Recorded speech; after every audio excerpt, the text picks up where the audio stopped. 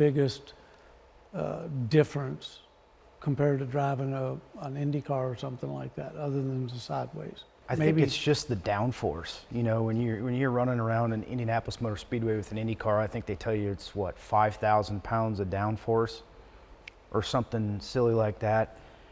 A wing sprint car, you know, people think that the wing pushes it in the ground. It really doesn't. The boards are what turn it and allows it to go fast. And you know, you take old school technology, torsion bars, and just, you know, things. They're just almost like a dinosaur, but yet people keep making them better and faster and more refined. So you can carry more speed through the corner than anything, really. They're probably as hard, if you guys may agree, to drive down the straightaways when you really got to drive it and you set them up to go through the corner.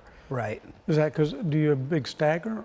Right. Well, there's stagger, there's, you know, what the sideboard does on the wing, it kind of pulls it around, and obviously the faster you go, the more it pulls it. You've seen them laid like this and the right front's off the ground. Yeah. They're definitely harder to drive. Like on a mile, they're tougher on the straightaway than they are through the corner. Did you guys ever, excuse my ignorance, but did you all ever drive non-wing cars? Yeah. Was it kind of winged, and then when did World of Outlaws actually start? 1978. 78? And it was mixed in 78, right? In 78 and maybe 70, maybe for the first couple of years, they'd run about half and half, some wings and some not. Like I went to, like I won the Knoxville Nationals 5 times, and he's won it a dozen or whatever, but I won 2 or 3 without a wing and a couple with. So it was in the beginning of my career, a lot of the bigger races were without a wing, and then it kind of switched. How much difference to drive?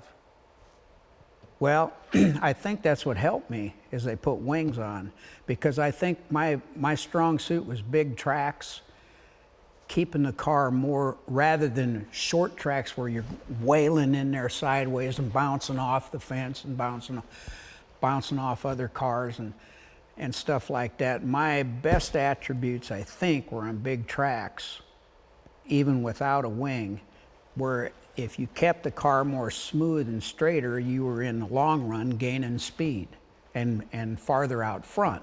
So that when they went to a wing, it was easier for me to really get going faster than, say, somebody else who had grown up at you know, Paragon or somewhere on a short track their whole life, because they get used to going like this through the, you know, kind of breaking it loose to go through the corner.